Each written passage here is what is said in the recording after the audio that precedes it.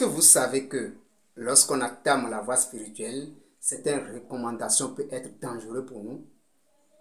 Oui, il en a beaucoup. Dans cette vidéo, nous allons parler de ces recommandations qui peuvent être parfois dangereuses pour quelqu'un, un chercheur indépendant ou même quelqu'un qui fait partie d'un groupe spirituel pour avoir l'éveil de la conscience.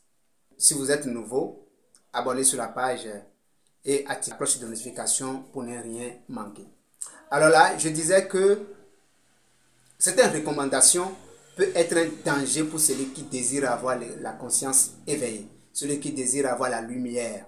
Ce que nous observons, c'est l'inflammation de l'ego que nous voyons chez certains individus, chez certaines personnes, bon voilà, chez certains initiés.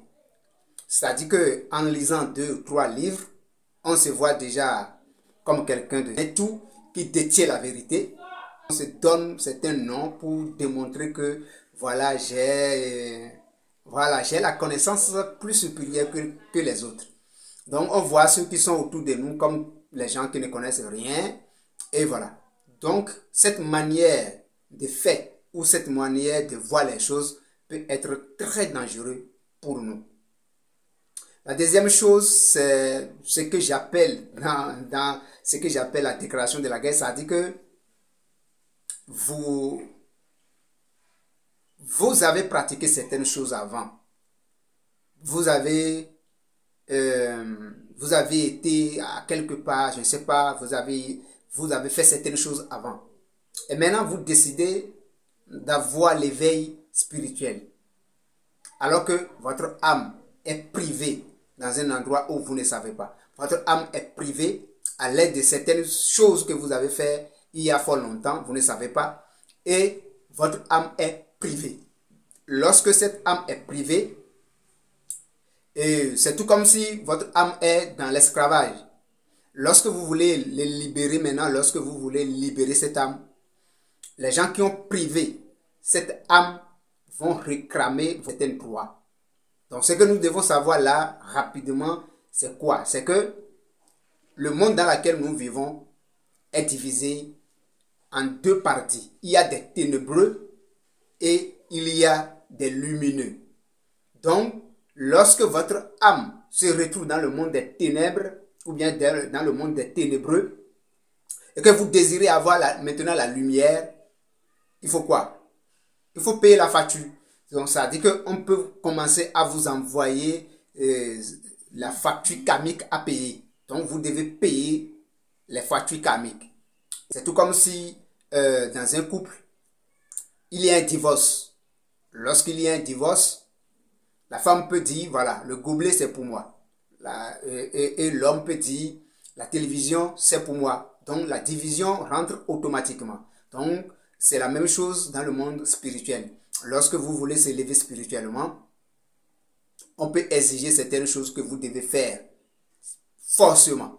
Donc, ceci peut tarder votre évolution et vous pouvez commencer à avoir des difficultés dans la vie et jusqu'à ce que vous allez vous poser la question, est-ce que la voie que j'entreprends est une bonne voie? Ensuite, nous avons le célibat forcé.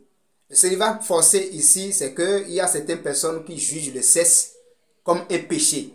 On voit le sexe comme un péché. On croit que faire l'amour est un péché.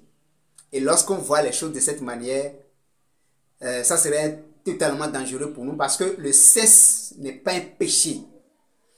Voir le sexe comme un péché, c'est insulter le Créateur. Parce que si le Créateur nous a donné quelque chose, ça veut dire qu'on devait l'utiliser. Ça, c'est forcé.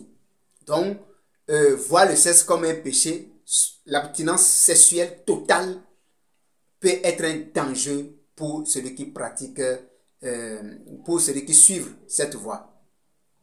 Ensuite, nous avons les jeûnes sauvages. Votre état de santé ne vous permet pas de jeûner.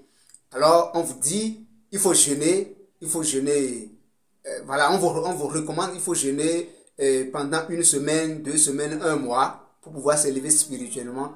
Donc, les jeûnes sauvages, refuser de manger totalement pendant des jours peut être dangereux pour certaines personnes. Et enfin, nous avons le végétarisme. Il y a certaines qui pensent que manger la viande, c'est un péché. Il ne faut pas battre les animaux de n'importe comment, etc.